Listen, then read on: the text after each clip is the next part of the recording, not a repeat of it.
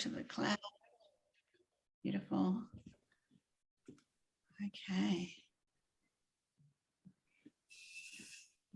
All right. Well, I think we can kick off. So good afternoon, everyone. Welcome to another Vivid Branch cooking class. Thank you so much for zooming into our kitchens today. Welcome back if you've been enjoying our classes already, or if you're a new Thermomix TM6 owner, then a big warm welcome to you too. The game plan is that we're going to do some cooking and hopefully inspire you with some entertaining ideas, especially now that we are able to start enjoying seeing family and friends again. It's like, oh my goodness, can't wait for that to really kind of kick in. So it feels like it's been such a long time coming. So yeah, hope to give you some tips along the way. Most of the recipes that we're cooking today are from Cookie Do, and as always, we'll share a recording with you and include all the recipe links over the next 24 hours or so. So that way you can go back and have a look at your leisure. We have a great collaboration going on today. I'm a little bit excited. We've got Teresa, who is our the Vivid Branch manager. We've got 3 team leaders on board, so Kirsty, Leah and myself, and also 2 consultants from my team, Betty and Elena, cooking for you. All very different ladies, different backgrounds, but coming together to share a little Thermomix magic with you today. So one of the big pluses of being a consultant is that you get to be part of such a great community. So if you love cooking with your Thermomix, then you should consider joining us. You could have a side hustle going. It's also a great way to fast track your expertise with your Thermomix, get the most out of your investment. I always come away feeling so inspired from the cooking classes. You know, the girls are cooking today. I'm dying to see these dishes. And I think half the battle of cooking is actually deciding what to make. So another great way to get inspiration is to have a cooking experience or a demo with your consultant. And I don't know if you've seen, but just Thermomix have launched this new Cobalt mini vac. Retails for $300, but just for hosting a cooking experience at the moment, just for the next week till the end of the month, you can score yourself one of these for half price, or if one of your guests purchase within 2 weeks, then you actually get it for $49. And of course, we have all our normal host rewards, you know, the oval, round thermo servers, the white one, baking mats. So nothing like having a consultant in your kitchen cooking, doing a little bit of cooking, or we can still do them on Zoom. So just to keep things timely, we have done some prep on the recipes, but we'll chat you through those as we go along. A little bit of housekeeping, if I could ask everyone to please stay on mute. That way we can hear our lovely presenters. But of course, we have the chat available, so feel free to throw any questions in there.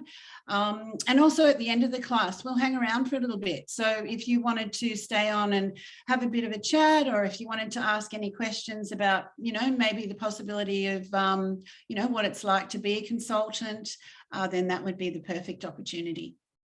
So we've got a great menu. As I said, we're kicking off with a sangria. We also have a beautiful hot camembert dip, some pearl rice meatballs, a salmon superfood salad, some very cute scallops with pea puree, chocolate fondants. We're doubling up on desserts today. You might notice I've got a bit of a sweet tooth, and also a burnt Basque cheesecake for dessert. So Elena is going to kick us off today, and I'll let her introduce herself, and she's going to be doing our sangria for us. So I will just replace spotlight. Hi, Elena, how are you going? Hi, Janine. Hi, everyone. Very nice to meet you all. My name is Elena. I've been a consultant myself now for 2 months. We were just talking about it. Can't believe how time flies. I decided to join the team because, as Janine mentioned, I love cooking with my Thermomix, and I joined myself. So if anyone else likes cooking, please just come and join the team. I'm going to introduce today the most famous drink of my country, which is sangria, and we're going to make it through Cookie Do. But I'm just going to give you a few tips. So I'm going to start cooking. I'm going to start. Sorry, can you guys see my? Can you see my camera? Yes, we can see your screen. Okay. So I cut the apples. It's asking me to place some cut apples, 250 grams, a bit more. And then it's gonna chop the apples. The kids, the best sangria. Sorry, I'll just tell you in a minute. I'm gonna chop it in 3 seconds, speed 4.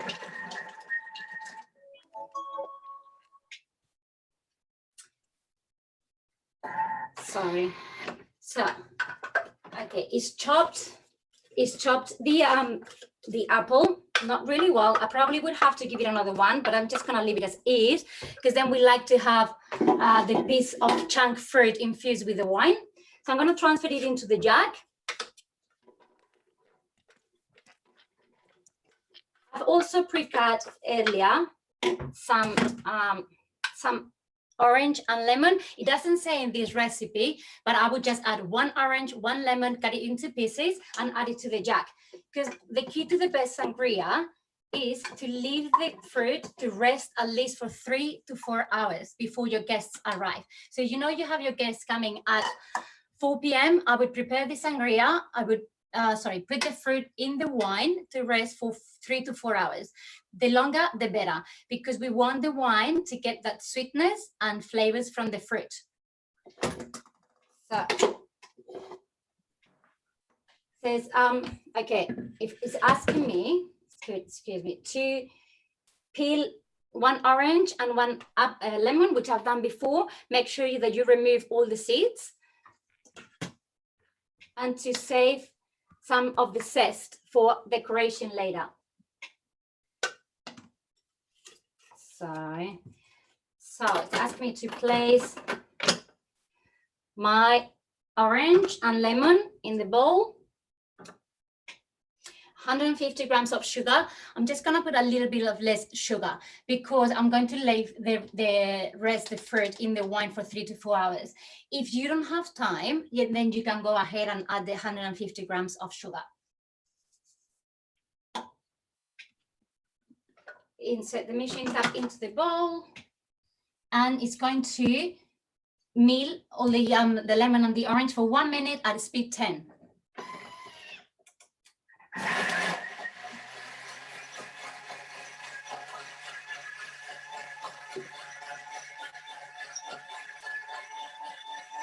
I think it's always lovely to have like a little special drink when you're entertaining with friends and family. One of my favorites is a beautiful lychee champagne and mint cocktail. That is also on Cookie Doo, and that's a kind of really beautiful, refreshing drink as well. But I think any of the kind of frozen cocktails or, you know, nice cool drinks at this time of the year is, you know, very popular.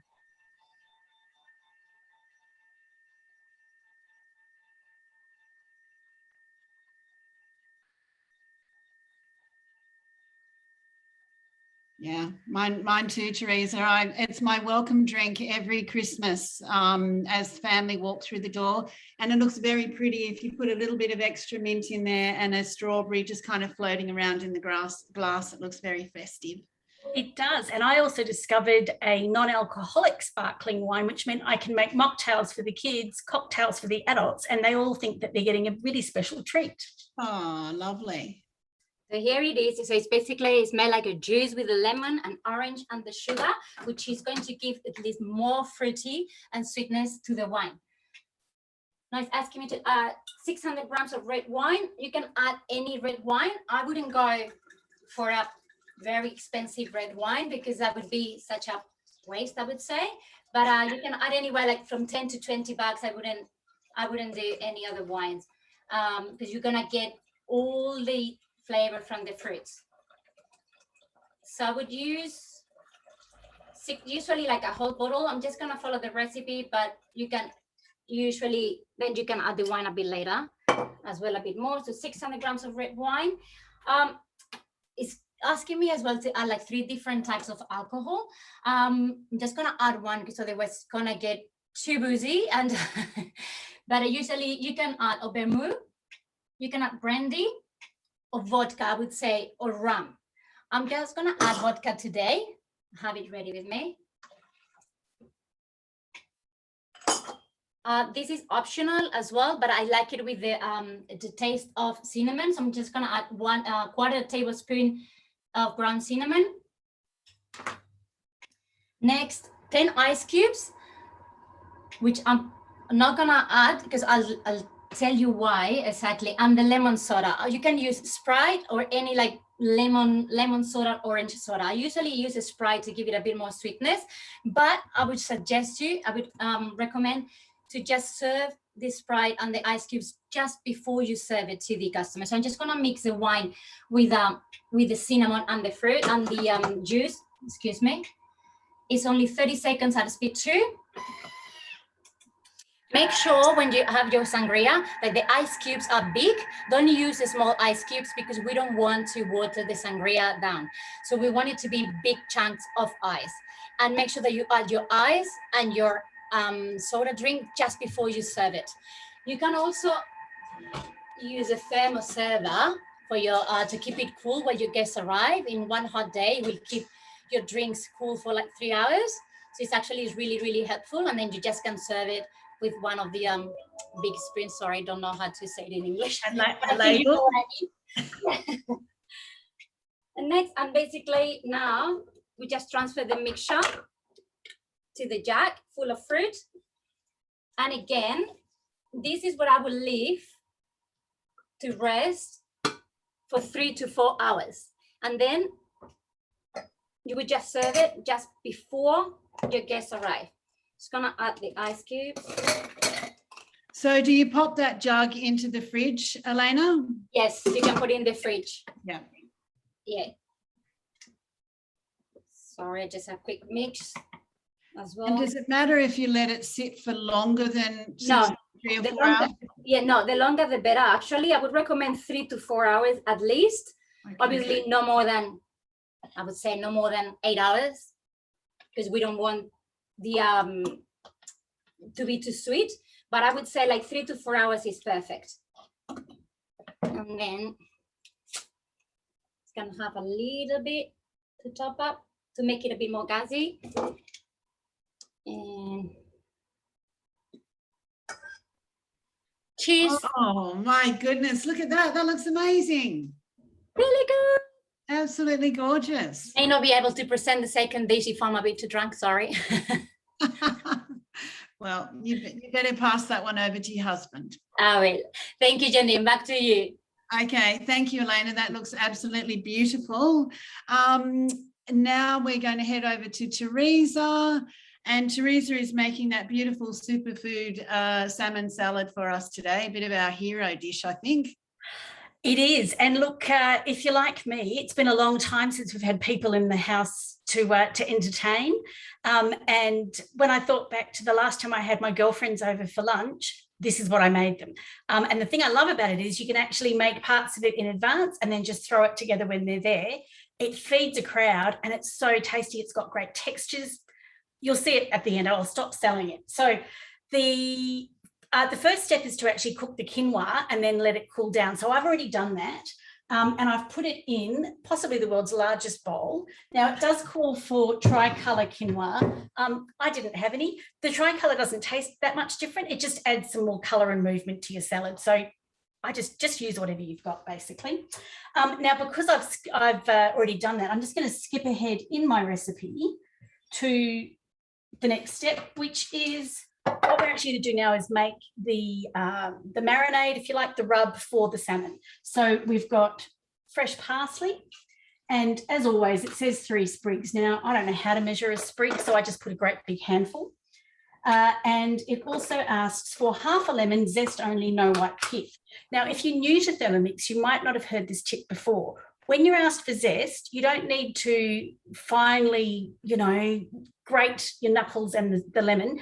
Just use your veggie peeler to take a couple of thin strips off. You don't get the white in it that way. And then just add that in and it will be chopped up with the parsley. So I'm going to pop my lid on and that is going to chop for a whole 10 seconds.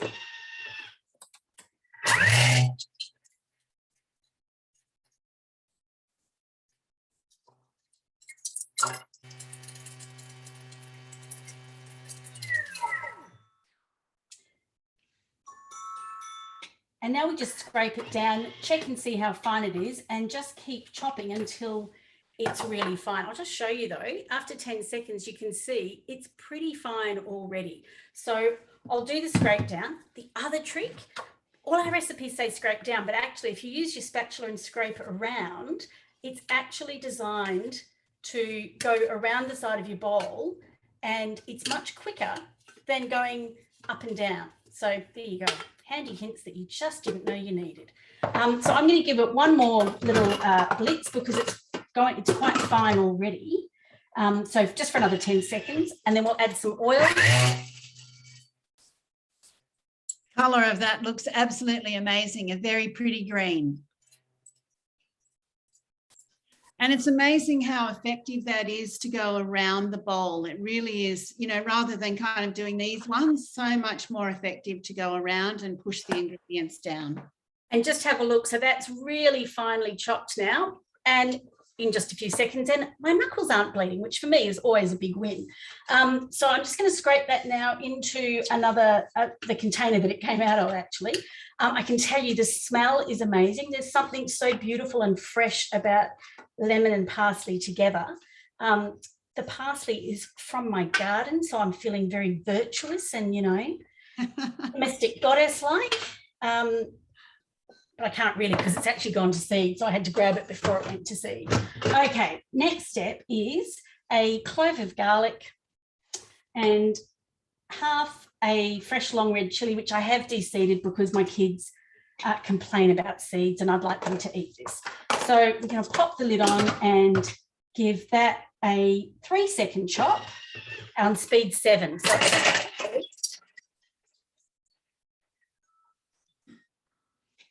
and again, a scrape down. And this is what I love, 3 seconds, and that garlic and the chili are both beautifully chopped. So I'm just going to scrape around again. And I'm going to add some olive oil. So I'll just tear my scale. So we're going to start off with 30 grams of olive oil.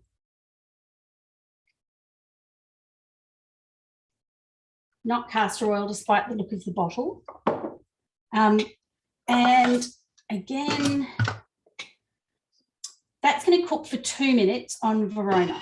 So we're just starting to saute, starting to get those flavors. So the chili and the oil, the chili and the garlic into the oil. And then I'm going to combine that with the beautiful green mix. And that's what we're going to rub on our salmon. Now, one of our other presenters did say to me, what if you don't like salmon? And I said, that's fine. This is one of those dishes where you can substitute chicken tenderloins or chicken breast and it will still work really well. You'll need to adjust your cooking a little bit, like the cooking times, because salmon tends to cook faster than chicken, but it will absolutely work really well. And as I was saying before, as we go through and at the end I'll show you, we're going to be adding tomatoes and cucumbers and capsicum and kale and feta and lots of different things. So it has lots of colour, lots of texture and a beautiful dressing, which means that, yeah, chicken or salmon, either, all the flavours will work with either as you go. So I've got about a minute here. Janine, do you want me to just keep talking as I love to do, or do you need to cross to anyone? No, I don't think so. I mean, we just can kill that 1 minute if you have something you want to chat about. I'm always happy to chat. So for those of you, Kirsty's asked in the chat, would tin tuna work? And yes, it probably would work. But the other thing about the salmon, so my family are going to share in this tonight. My parents are going to have dinner with us. My dad doesn't like salmon if it's a salmon steak. But what he does like is if the salmon's flaked, as this one's going to be, he can actually cope with it really well. Excuse me. Chat amongst yourselves. I'll just. Oh, you're okay. Coaching and thing. Yeah, look, I think this salad is a very versatile one. The fact that you can choose whatever protein you would like just makes it work really well. Personally, I'm all for salmon, but chicken would also be a really good one. Now, I don't know if you can hear that sizzle. We can. But the smell is amazing. And what I'm going to do now is transfer it into the bowl with the the lemon and the parsley. And the good thing is that that heat will actually start to release the heat of that hot oil, and the chili will start to release the flavours from the oils from the lemon zest and the parsley. Sorry, I've got a bug in my throat, obviously. Did the chili get you in the throat, Teresa? Or that I'm wondering if it might have been chili, actually. Yeah, There curry paste does you that. think I'd learn. All right, now, we're not going to rinse the bowl, so I'll just show you. There's still a bit of the oil, the garlic, the chili still in there. But what we're going to do now is actually add about 1 litre of water. So as I spill it, I'm always good at doing this when I'm on camera. So the good thing is anything that's still in the bowl is going to be part of the steaming that happens. Because the next thing we're going to do is pop our Verona, which I'm just going to grab from where I've hidden it in the fridge. Do we all know that Verona is just a made-up word? It stands for vapor and aroma. You know, it took me until I became a consultant. I'd had a Thermomix for 7 years. And someone said to me when I became a consultant, what does Verona mean? And I thought, oh, it's some German word, I don't know. So I Googled it. No, it's made up. But it's a great way of describing how we steam our food. So what the recipe is asking me to do, I've already done, which is I've got a bit more than 600 grams of beautiful fresh salmon sitting on the tray. So it's not in the bottom of the dish, it's on the tray up the top. And to fit it in, you want to make sure that there's gaps between it so the steam can circulate. And I cut a couple of the fillets because it doesn't matter, they're going to be flaked. So I've got my salmon, and now this beautiful mix is going to get rubbed all over it. So that's the chili, lemon, etc. So I'm going to do that, and then I'm going to steam it for about 15, 20 minutes, and then we'll come back. So in the meantime, I'll hand back to Janine. Lovely. Thank you, Teresa. Now we're going to head over. I just need to find her. Where is she? She should be right up the front. Can anybody see Betty? How did she get down the back? I'll find her. I'll start talking. You can probably find me easier. Ah, there she is. Done. Thank you, Janine. Awesome. Thank you. Hi, Betty. Hi, Janine. Thank you. So I'm Betty. I've been with Thermomix for about 6 months. I'm really enjoying it. It's a major change from what I usually do, but loving every moment of it. So today I'm going to show you guys a scallop with pea puree. I've made this dish once or twice before, and there is some variations you can add into it to make it more you or more the way you like it. But let's get started. It is a very, very easy recipe, and Cookie Do will show you what to do. So there's no way you could go wrong. So first things first is 20 grams of onion. Pop it in, and it's just gonna chop it up for you. 4 seconds. So just a pepper 4 seconds. It's not like a really, really, really fine chop. It's just sort of stretch it up for you. So another advantage of Thermomix, you never have to cut onion again. So this is what you get, all chopped up. Put it back in. Next, scrape down, but like Teresa said, you can always just scrape around as well. And this handy little spatula is available through the mix shop. It's a little bit less bulky than the one that comes with the jug, with the Thermomix, and I actually do prefer this because it's just a little bit more easier to use, I find. 10 grams of unsalted butter, which I've pre-measured into these amazing little bamboo bowls as well, which you can also find in the mix shop. And I'm going to cook that for about 3 minutes. With this dish, it does say it goes with a scallop, but I have popped a cooked prawn in place of the scallop. Should anyone have any allergy to scallop, or if they have an allergy to prawn, you can always try it with some smoked salmon. So that it's a lot of different things you can do with it. And the puree itself, if you've got any left over, don't chuck it out, save it. You can use it the next morning with some, well, not necessarily the next morning. Whenever you feel like it, you can have it with some poached egg, avocado on a bit of sourdough, and it's really nice. Yes, I've actually made an extra batch today while I was at it, so I could in case I ran out, so I will still have some for tomorrow morning. I like it that much. It's actually quite a nice tasting pea puree. Oh yes, and a bit of feta as well. Yeah, a little bit of feta crumbled on the top of that. Yeah, with the sourdough and an egg or whatever you want to pop on there. It's really delicious. One of the Sam Wood recipes, actually, he does a pea puree on sourdough with I can't think what it is now, but yeah, I think a poached egg or avocado and something. Yeah, really delish. And while the peas are cooking, that 3 minutes to save time, I have brought over my induction stove top so we could get going with our scallops as well.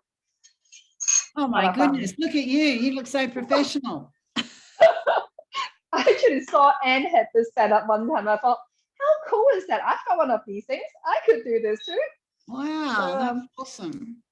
It's just a little on its own induction stove, so we'll work on any surfaces instead of dragging you guys over to my proper stove top. I've actually pre-fried my bacon. Everything is better with bacon somehow.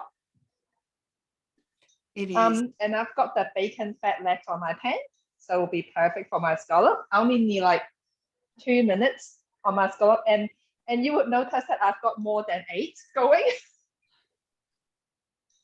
8 was never going to be enough, was it? No, they're like a mouthful each type of food snack. And at plating, I will show you guys apart from serving on a plate, how else you could serve it to make it an even more attractive snack. So the onion's going to be ready in about 13 seconds. I will pop my peas in and I will start the next stage of cooking. And when I come back, the pea puree would be ready, and I'll just place it on to show you guys the finished product and what else you could do with it. So, well, everything's really nice. I've got bacon, I've got scallops, and my onion. It smells so good. So I will pop my peas in, and I'll be back with the cooked puree. Lovely. Okay. Thank you, Betty. Look forward to coming back to have a look at those. They're definitely on my list to do some entertaining with those. Now we're heading over to Leah, and Leah's making some pearl rice meatballs. Never heard of this dish before, so super excited about this one too. It's a really yummy one and a great one for entertaining as well. If you've got people over and you're just having drinks and you want to, something on the side to nibble at, or you could even prepare it, have an extra dish at the table when you're having dinner. I actually do make this as a dinner dish and my kids absolutely love it.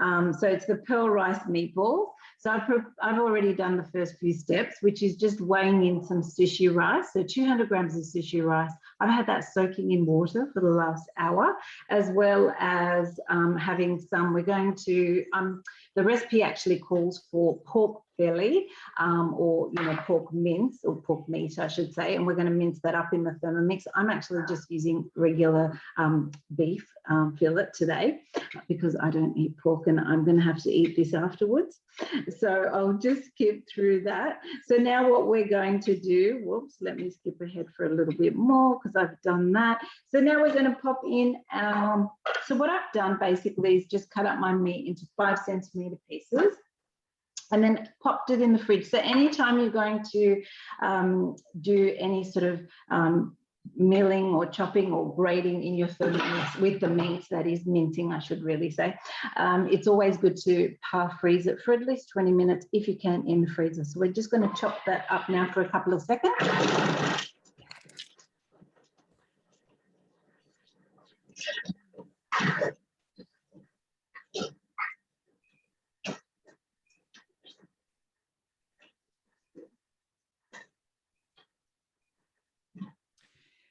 the back of your basic cookbook, there are some little tips about mincing meat and stuff like that. There's a couple of different ways to do it. So it's about preference, really, I think, and getting the result that you're after. So there is my minced meat. So I do this for chicken as well when I'm making wontons or all that kind of stuff. It's wonderful. Now I've pre-weighed everything. I've got some shiitake mushrooms. So I'm using fresh. You can use, you know, the ones the dried ones as well. Just soak them. Then I've already put my carrot in. It's just 25 grams. Next is asking me for either some canned chestnuts or some radish, and I've just got some canned chestnuts. Then it's going to ask me for some shallots, which was just for me, one shallot was 20 grams. The ginger, well, that was in there too. Spring onions.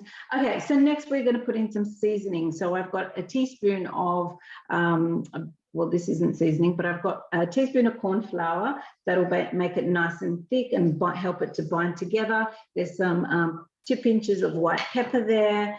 There's some salt. What else have we got? Sugar, a little bit of sugar, half a teaspoon of sugar as well, and some soy sauce now. So adding in some soy sauce. Then we're going to mix that all together. Now, I have made this a couple of times and I really do like this dish, but I do like a little bit of chili in it. So I'm actually adding in a little bit of chili sauce as well, just about a teaspoon of chili sauce. You could use, you know, dry chili flakes if you like chili. You could even use popped in a fresh one as well. So now we're going to bind that all together once again for 10 seconds on speed 6.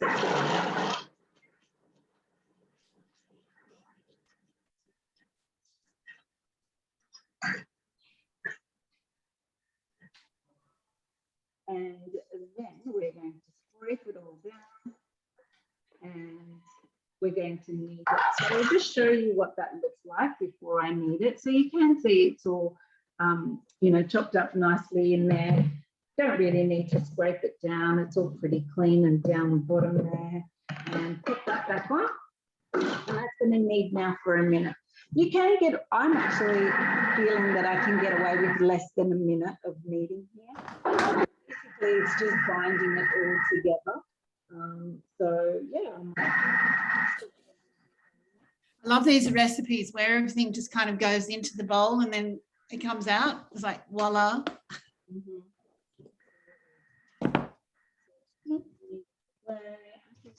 It's just coming down to 30 seconds. So I'm going to cheat because I have done this before. It does work. So I'm going to stop it there and I'm going to show you what it looks like. I'm going to roll them into balls and make sure that they're all sort of nicely together anyway. So there's our mixture. And then we are going to transfer it. I'll just scoop that, bring it all together and turn it out onto the plate. There's my meat mixture. So the reason the recipe actually does call for pork belly is because it is a fattier and it has more flavour as well. And it actually binds really nicely rather than what I'm using. But look, like I said, I've made this quite a few times. I've even actually made this with chicken as well, and it works absolutely fine with chicken. I've used chicken thigh. So, all right, so now basically what it's telling me to do is to just divide that up into 4. And I'm just using my spatula to do that, just cutting it up. And then I'm going to roll them all into balls now. After I've rolled them into balls, and I'll show you how I do that, but I'm going to show you, because what we do with the balls is we wrap them in some sushi rice. That's where it gets its name, pearl balls, because it's covered in white. So I'm just using, this is actually my TM5 simmering basket bowl. I'm lucky, I have 3 Thermomixes. I've got a 5 and 2 6s.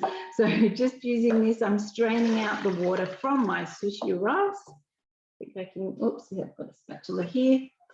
And just taking all that out. There we go. And pop that back in here. And set that aside. And then we're going to cover it. So basically, let me just show you. So you can make these as big or as small as you want. And I probably should get this one out so I can show you how I'm going to roll them all up. And then I'll pop them on to cook. And these are actually going to cook for about 30 minutes. And then we'll come back and you can see what the end result is. So I'm going to pop that rice there. And I'll just roll a couple now to show you. So if you make them smaller, of course, you know, they'll cook nice and quick.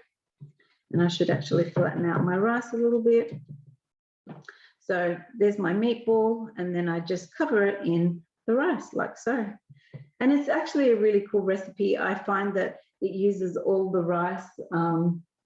There's never normally a lot or not enough. It's always just perfect. So here we go. So that is what our balls look like. And then I'm going to line them in my Varoma. Let me just take that lid off.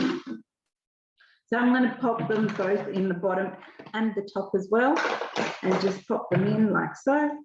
And while you move over to the next presenter, Janine, I'm going to keep rolling and I'm going to put them on to cook, and you can come back later on and see them. Okay, lovely. Thank you. I'm really kind of fascinated by that. I can't believe they look so cute for meat. Yeah, they're actually really quite nice, and you can keep adding a little bit of flavour or whatever else you want to them. Yeah, no, they look, I'll be dying to see. Okay, now we're heading over to Elena, and she is going to be making a hot camembert dip with caramelized onions. Hello, hi everyone again. So as Janine said, I'm gonna make hot camembert in the oven with caramelized onions and walnuts. I'm going to start cooking the caramelized onions, and then I'll show you how I make the cheese and how to find the recipe, because I'm gonna use a high heat function. So I'm gonna show you how to access it from Cookie-Doo, but I'm gonna start cooking the caramelized onions first. So I've got my recipe here. It's asking me to add 20 grams of olive oil, extra virgin olive oil.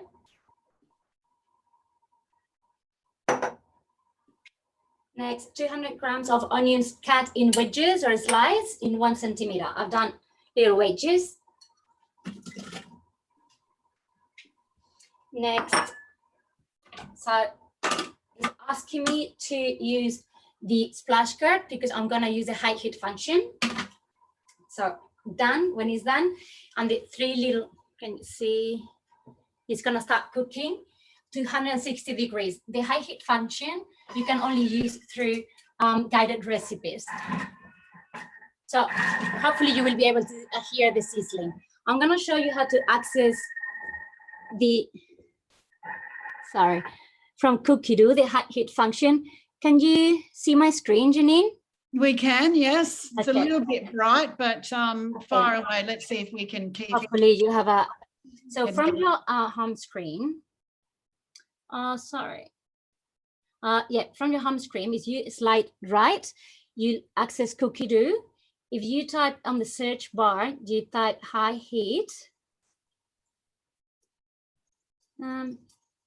Sorry. Can you hear the sizzling now? little bit. A little bit, okay. Little bit. Not yet, maybe. All right, so if you type high heat, but on the left top corner, if you click on recipes, it will give you the option to search by collections. So here you've got the main collections for that use a high heat function. High heat for basic onions. You can make the caramelized onions, brown onions, high heat basic vegetables, and high heat meats. So that's how you will access all your recipes. Because as you know, high heat goes up to 160 degrees, but only can be used through guided cooking. So while the onions cook, I'm going to bake the Camembert cheese at 180 degrees for 15 minutes. What I've done, I've just kind of draw with a knife, like a little circle. That's it's like the lid. So hopefully after the Camembert is baked, we will be able to remove the lid of the cheese and dip the onions and the crackers. I'm just gonna bake it for 15 minutes, 180 degrees. And I'm gonna add walnuts to the last 5 minutes on the oven for on top of the Camembert cheese. And then we can come back later and I'll show you the results.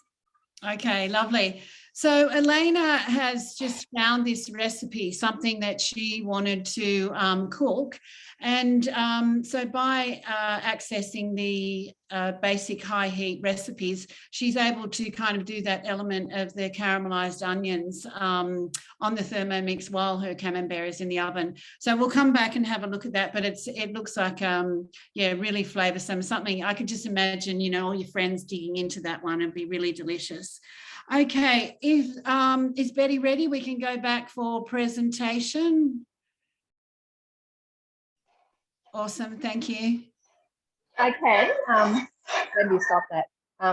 Like I said, I made 2 portions of it, so one's almost done. But the reason why I made a portion earlier is that when it's nice and hot, it's actually quite runny. But when it's nice and cool, it sets a lot better, and it's actually more a puree texture.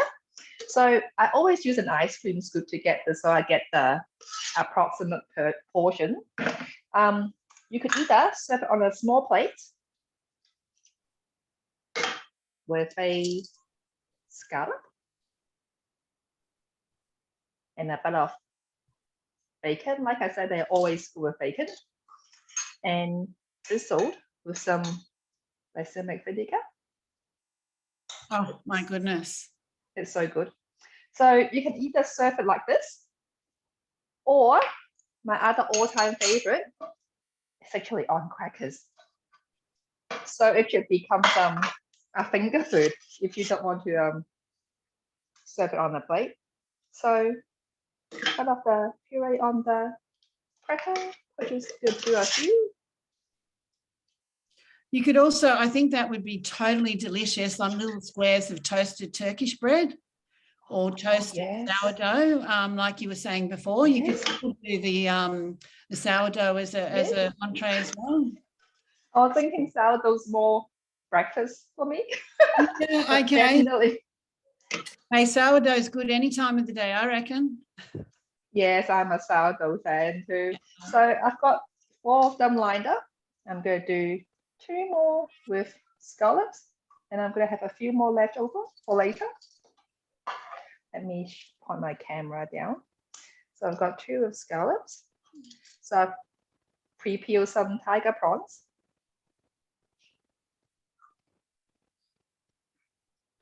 It looks very pretty already. Okay, Yeah. bacon.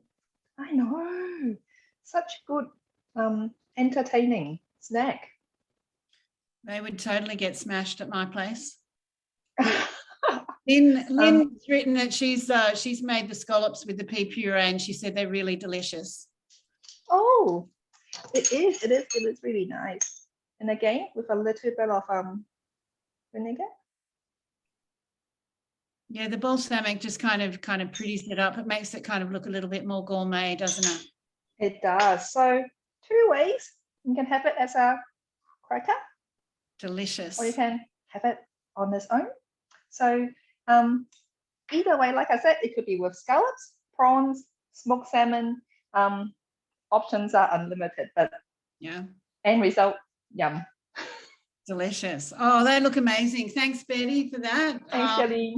Can't wait to put those on my next entertaining list. Okay, now we're going to head over to Miss Kirsty, and we are making chocolate fondant. She's going to get those started. So now, thank you, Janine. Here she is. If I keep talking, yes, hello. Yay! We got excellent. You. All right, I'm going to go back to gallery view though, because otherwise it's a bit confronting just to see yourself really big. All right, so yes, I put my hand up to do the chocolate fondants. My family are very, very happy with me today. Mum of the, well, maybe not of the year, mum of the week. So there are a couple of different fondant recipes on Cookie Do, and there's another one called Chocolate Volcanoes. They're all great. This is the one I'm going to show you today. They've all got different ratios of butter and chocolate and sugar, and you just pick the one that works for you. But, you know, it could be a really good experiment to make them all over a couple of nights, not all in one night. Okay, so the one that I'm doing today is the picture with the cream drizzled over the chocolate fondants. So I'm just going to click start cooking. I've already preheated my oven. I've got my little ramekin ready to go. So I'm jumping straight to the step where I'm adding my chocolate. 180 grams of chocolate, and we're just going to chop that so that it melts a bit quicker. Zoom will mute me because it'll be noisy for a second. 5 seconds.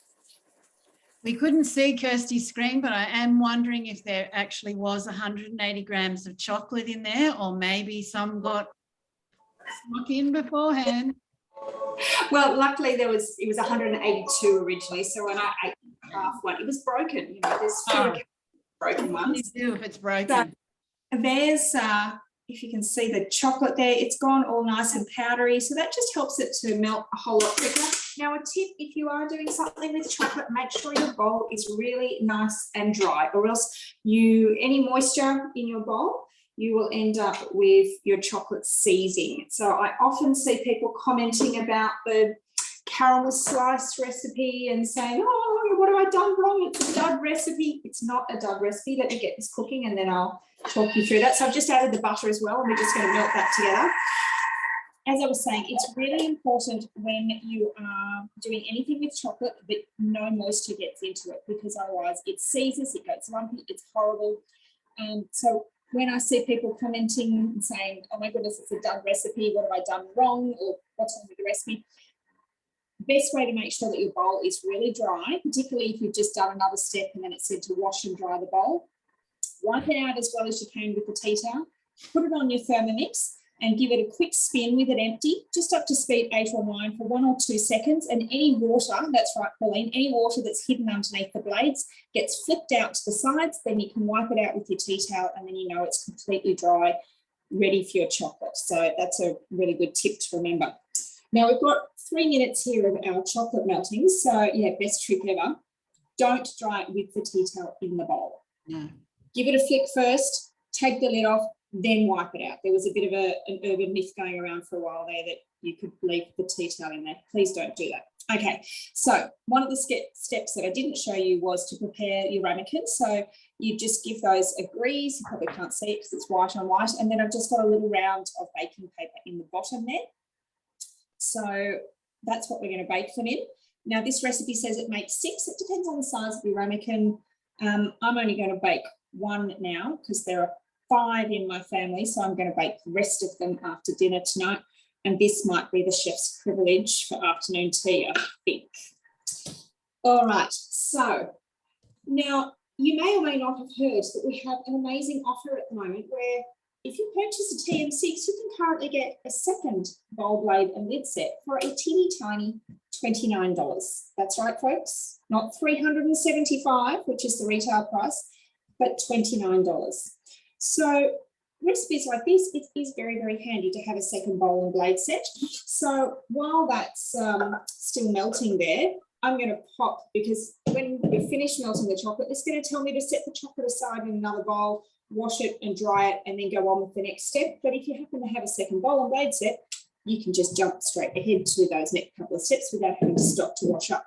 So the next step after this is to add 4 eggs. Now it's 2 whole eggs plus 2 extra yolks. So I'm going to pop that straight in there, ready to go. And then our sugar as well. So raw sugar, that's also going in. I actually can't remember how much that was because I pre-weighed it, but we'll be sending you the recipes. So that's ready to go now when my chocolate is finished. Let's just see how that's looking in there. It smells pretty amazing, chocolate and butter. Pretty yum. All right, so that'll be finished in a second. So do have a chat with your consultant if you are thinking about a TM6. Now is a really, really good time to do it.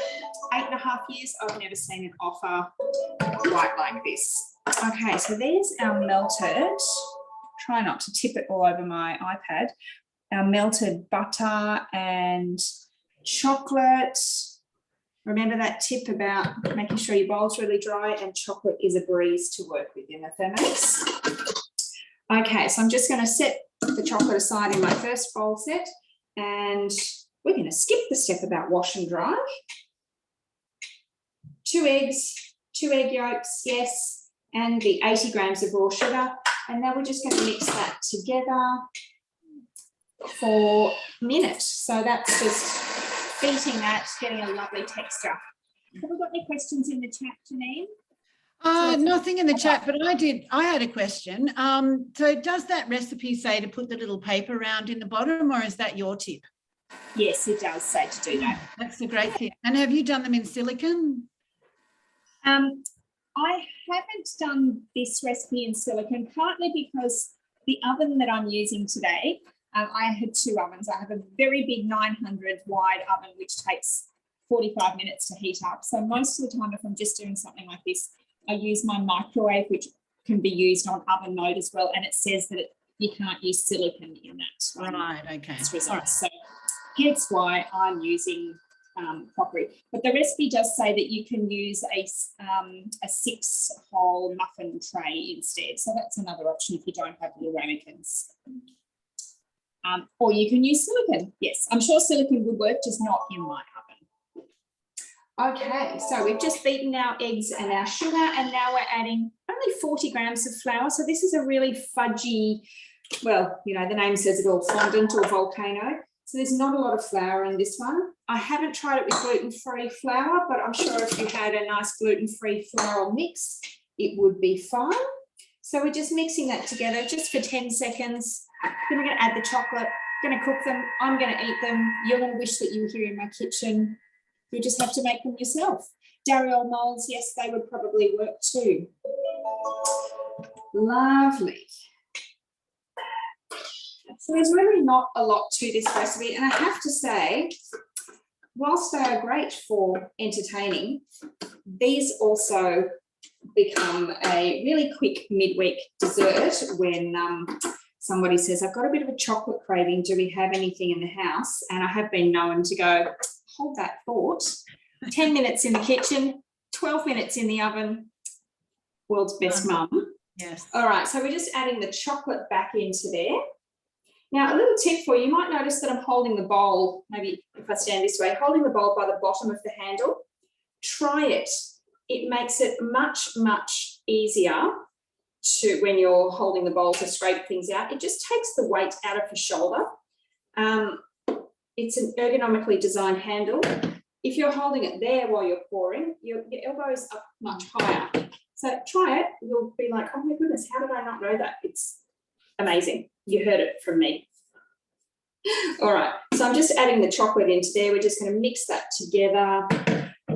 I might have to make a milkshake in that chocolate bowl in a second, although it has had butter as well, but you know, that's okay. It all comes from cows. So yes, whenever you've melted chocolate, it's always a really good idea to not wash the bowl with water, wash it with milk. Hot chocolate if you want. There you go. Milkshake, add some ice cream, whatever you like, but don't just wash it. Christine's saying that she's actually frozen the batter. Frozen the batter. Yeah, so ready to go for those, you know, when you're trying to get all your prep done, ready ahead for your entertaining rather than being in the kitchen for too long. That's a good idea. Frozen the batter or frozen the butter? The batter. Oh, right. I'm thinking frozen butter. Frozen the batter. It's the pastry. Okay, so we've got my beautiful batter, which contains butter, and I'm just going to pop that into my ramekin and then into the oven for 10 to 12 minutes. So I'll be back a little bit later to tempt you with the gooey goodness. Okay. Pauline's asking, do you cook them from frozen? Whoever it was who said that they've frozen them, that would be good to know. Thank you. Well, I suppose if you froze them into the little molds, yeah, you could do that. But and I love that tip about the handle. Leah was using it as well before. It's such a, and the recipe that I'm going to chat to you about in a little while, it was really critical that I actually did that because my bowl was so full. But okay, let's head over to Teresa. Hopefully she's ready to go. You ready to go? I am ready to go. So I'm just going to show you before I jump into the next part. I, like Betty, am a big fan of the flexi-core spatulas that we sell in the mix shop, as well as the normal spatulas. So the salmon has now cooked and I've shredded it, and it's in that big bowl on top of the quinoa. So I'm just going to put that aside. And what I am being asked for next are all the little salad ingredients. So I'm going to pop in, I've got a capsicum that I cut up, So I'm going to pop that in. Half a red onion cut in half. I've got containers everywhere. So red onion gives that beautiful sweetness and tanginess at the same time. A Lebanese cucumber cut into quarters. So going in. 100 grams of feta cheese. Now I've just realised that I've actually cut up 200 grams because I didn't check the recipe. So I will actually measure as I go. You can have a little bit extra, but doubling it might just overwhelm the flavours. So that's 100 grams. 3 sprigs of basil. Now I sent one of my children to the basil plant. She said, I don't know what sprigs are, so here's some leaves. I said, perfect. I'll add those in. And a teaspoon of Dijon mustard. This is where those extra little flavours start coming in. And again, I tend to go with, you know, a clump rather than measuring too much because those mustard flavours are always good.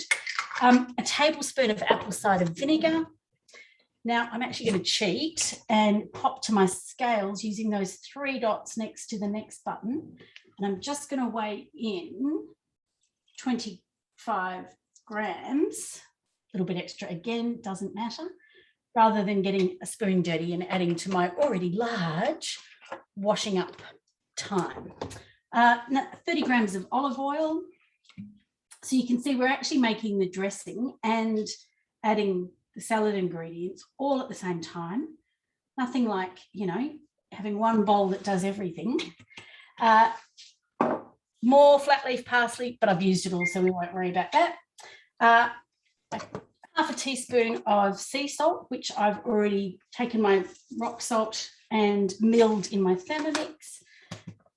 And black pepper, which has hidden itself back in the cupboard. So give me 2 seconds.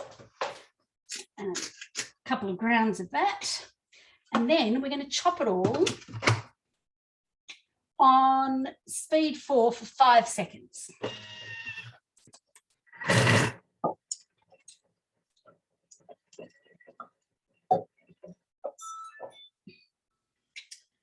And again, we get to do our scrape around, scrape down. You can see already how beautifully chopped together and how the dressing and the feta is all starting to work around. And oh, the smell with that little bit of vinegar, that little bit of all those beautiful fresh ingredients. What we're going to do now is add 300 grams of vine-ripened tomatoes, which, because it's early in the season, are not from my garden. Let me just, I may have gone a little under on the tomatoes, but that's okay. That's the beautiful thing. You can absolutely change it to suit. An avocado, flesh only, sliced thinly. And I don't know if you know, but you can actually slice it in the skin, slice it up and then just scoop it out and it all comes out. It's much tidier. Some chives, which are from the garden, along with my beautiful vintage Tupperware, which I am very fond of.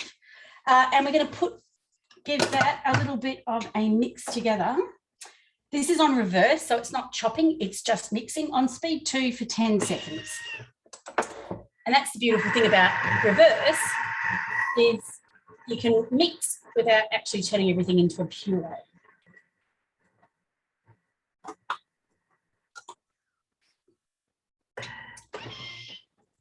Now, I'm just going to show you how's that for a salad without any mess. So what it tells me now is that into my beautiful super large bowl, I'm going to adjust the camera so that you can hopefully see the bowl. What we're going to do next is add 100 grams of really thinly sliced kale. If you haven't used kale before, it's got a really woody stem, so you want to strip that off. You also want to make sure you wash it quite well, because the really curly leaves means that it can actually trap, you know, some of the dirt in it. And then just slice thinly. So I'm popping that on top of, this is why I have a big bowl, you see. Pop the kale on top of that. Then I'm going to pour this beautiful salad mix, all-in-one dressing, you name it. Gosh, you're going to be eating that for the next couple of days, Teresa. That's a mountain of food. I know, you can see why I chose the largest bowl. And the idea is then that you just gently give it a bit of a turn. So bring some of that quinoa up, bring some of the salmon up, start to just, you know, you don't want to toss it up properly. You want to just give it a nice sort of gentle stir. And then this is the bit that absolutely makes it fantastic. Afterwards is we're going to actually add a sprinkle of cranberries. I've also used dried sour cherries, which I got from Costco once. They were amazing. Then we're going to add some pepitas. Did I mention vintage Tupperware? I do love my vintage. So some pepitas on top. We can add another bit of chives and, oh, look, that feta that I accidentally chopped too much of, we can now sprinkle over the top, and ta-da, we are done. And it says serve immediately. So, you know, I'll be ducking off to pour a cocktail. No, I've actually made this before, and as you can see, it is a huge bowl. And we had it for lunch. We didn't eat it all. I put it in the fridge overnight, and honestly, the flavours just got better. You might want to, if you're planning on doing that, you might want to keep your salmon separate from it. But honestly, this doesn't last long because it just tastes so good it gets eaten. So there you go. Lots of easy prep beforehand, and absolutely something that if you've got people coming over for lunch or for dinner, you can have it ready to go, throw it together. They'll be impressed, but you know that it hasn't taken much work. So there you go. Wow, that looks absolutely amazing. I have made that one, but it was quite a while ago. So yeah, it looks delicious, really yummy. And it smells fantastic too, honestly. If the one thing that I asked for out of lockdown last year still hasn't come around, we need smell-o-vision. Oh, so when they bring up smell-o-vision, I will be a very happy woman. But in the meantime, I'm just going to tell you, smells amazing and it will taste amazing. And I don't know if you guys know, but we now have an Instagram channel for our branch, which I run. So you get stuck with my bad puns, but I'm going to put photos of this up on the Instagram channel so you can see the finished product as well. Yeah. Back to you, Janine. Thank you. We'll pop all the photos up there. And just a little thing on kale, it can be quite tough actually. So what I've done with my kale, if I'm putting quite a lot into a salad, is just really kind of roughly tear it up, pop it into the Thermomix with a little drizzle of olive oil, and I just heat it on reverse for probably maybe about 10 or 15 seconds. And it just kind of, you know, massages the kale and just kind of softens it down a little bit. So it's not, as Teresa said, kind of a little bit woody and a little bit chewy. In the salad that Teresa's doing, I think it softens down with the other ingredients that are in the bowl. But yeah, just a little tip for massaging your kale. So now we're going to head back to Elena, and she's going to show us and present her Camembert dish. Oh, and look, she's got the sangria going as well. Hello, yes, just close to me. So this is the result. Oops, sorry. So basically, I'm just going to show you how they caramelize onions. This recipe here doesn't ask you to chop them, but I just chop them for two seconds at speed 4. So I think that would be easier for the dip. When I spoke to you about that, kind of draw a circle on the Camembert cheese, it came easy. The moment the cheese was hot, the lid of the cheese came easier. So now I got you can see there's a creamy. Oh my goodness. There you go. And then walnuts on the top. And as I said, yeah, I put some walnuts on the last 5 minutes of the cheese in the oven. And yeah, there you go. I'm going to enjoy my grissini with Camembert and my sangria, and Javi's going to be happy because he's going to get home any minute now and food is ready. Oh, yum. That looks absolutely heavenly. He's going to be one happy husband when he walks. Oh, he is. Thank you so much, everyone. All right, thanks, Elena. Make sure you take some photos for us because Teresa wants to share. Okay, we're heading over to Leah. She's going to present her cute little meatballs. They're not quite ready. I need another 5 minutes, Janine. Oh, okay, well, what about Kirsty? Might you be ready, Kirsty? Yeah. Not quite, otherwise I can do mine. My oven is just about to beep, but Janine, if you've got something to show, then come back to me and then to Leah. I think that order should work. Okay, all right, no problem. So what I need to do is just replace that spotlight. So I'll do that. Okay, so what my recipe was a little bit long and involved today. So I have actually pre-made mine, and it's a burnt Basque cheesecake. And this is a super rich cheesecake, and it's a little bit famous in the Thermomix world, so you may have actually already heard of it. There are 2 recipes that you can choose from. One is a guided recipe on Cookie Do, and I think we were chatting, I think it's from the USA. And the other is by a really lovely food critic come chef by the name of Danny Valent. And I'll include the link to her recipe as well when we send out the email. But this recipe comes from the northeast of Spain, and it has a very rustic look with a really decadent texture and flavours. Although it's a really simple recipe with only 5 ingredients. So you've got 7 eggs, wait for it, a kilo of cream cheese. I know, don't fall over.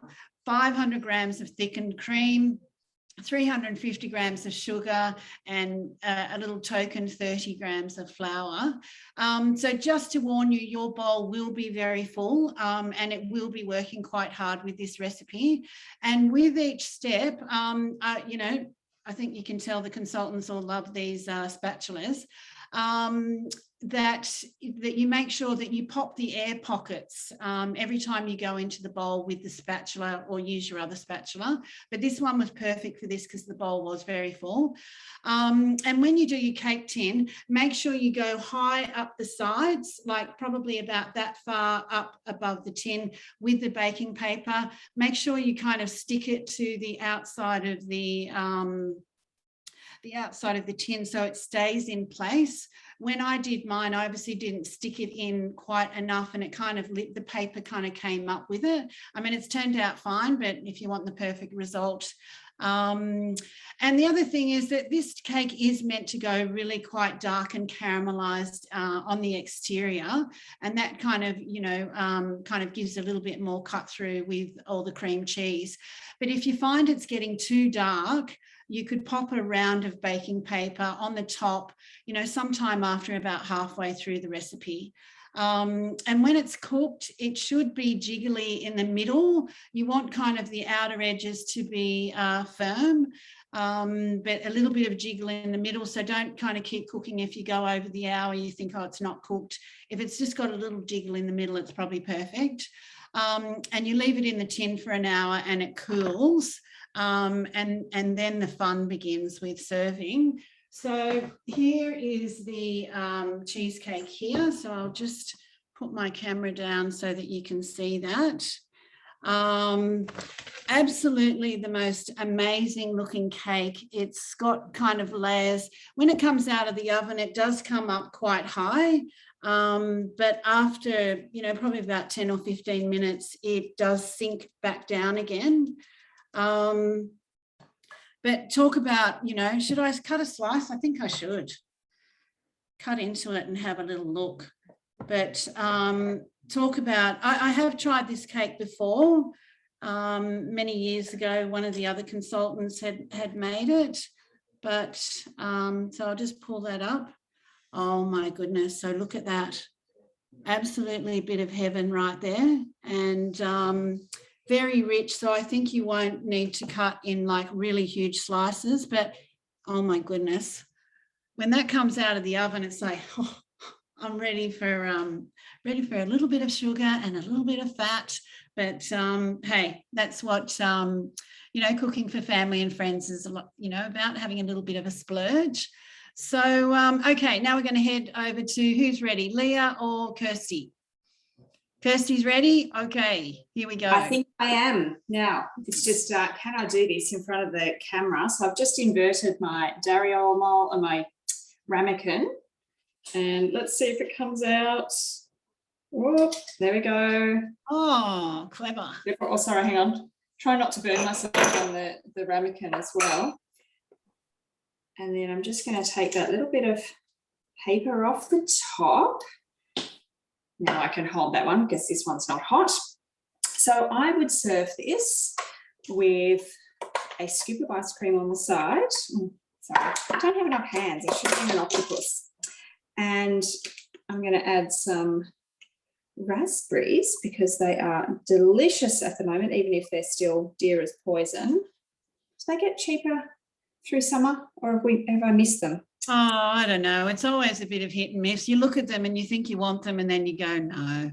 Maybe well, okay. I bought a punnet for my daughter and I to share when we went to the shops earlier. I figured $4.50 for a punnet of raspberries to share is still a healthier treat than, you know, buying a soft bar. So there's my beautiful little chocolate fondant, and I'm just going to cut into it. So hopefully, it's always scary doing this live. Hopefully, it's gooey in the middle. Oh, look at that. And there's like that little lava flow, hence why they can also be called lava cakes. Oh, and the raspberries falling into the middle. But there you go. So don't worry if you think, oh, it's not quite cooked. That's the idea. It's kind of like a chocolate brownie. You don't want to overcook it. You want to have that beautiful gooey center. So if you're doing these for a dinner party, I'd probably give a sprinkle of either cocoa or probably icing sugar over the top as well. Spoonful of cream or ice cream with that as well. Very decadent, very easy. 10 minutes to make, 12 minutes in the oven. Absolutely delicious. So yum. I'm going to enjoy this one. Wow, they look gorgeous. I'm so glad you said ice cream, because that is just begging for a little scoop of ice cream on the side, especially if it's hot. Yum. I think so, yes. And very pretty too. It looks very pretty. Yeah, thanks, Kirsty. You're pretty too. Okay, over to Leah for the for our last dish. I think we're all good to go. Yes. We are, and it was just perfect timing. So these are my little pearl rice meatballs. So the recipe actually does say that it makes 14, 3, 6, 9, 12, and I did make 14. Yay.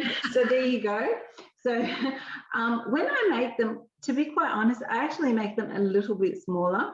But yeah, I can't believe I flipped it today and I made exactly the right amount. But they are absolutely beautiful. Like I said, you can make them with chicken. The pork belly, I'm sure, tastes lovely, but I don't eat it. And I imagine that it would be very flavoursome as well with the pork belly. But yeah, I've made it with beef today. There are, I should say, quite a few in the Asian collections. There's quite a few sauces, dipping sauces there that you can have a look through. I mean, we just usually serve it with some sweet chili sauce, so you can do that, or or make up a sauce. But yeah, they're really beautiful as they are. Like I said, when you're having cocktails, if you've got friends over and you just want something on the side, they're quite wholesome and hearty as well because of the meat. So I love that. They look wonderful, and what a great idea, and something a little bit different as well. Something really different. I like that. So awesome. And of course, I don't know, it feels like they need a little dipping sauce. I totally agree with you on that one. So okay, well, I think we have covered everything off. The only other thing is I just wanted to mention that we have 36 months interest free on at the moment. So if you're looking for an upgrade or you haven't got your TM6 yet, bundle that, 36 months interest free, get the second bowl and blade set for just $29, which is mind blowing. We're all a little bit envious of that. And thank you very much for joining in today. We hope we've given you a little bit of inspiration, definitely sharing an email and the recording with you. And we'd love you to stay on. If you had anything you wanted to chat about or had any questions to ask, if you wanted to chat to any of the girls in particular, love that. Before they go, Janine, Oh, before they poll. go, I'm just going to pop the poll up. Thank you. We've got a little poll. I think there's 3 questions in there. Just give us a little bit of feedback. Thank you so much for joining in, and thank you for doing our little poll.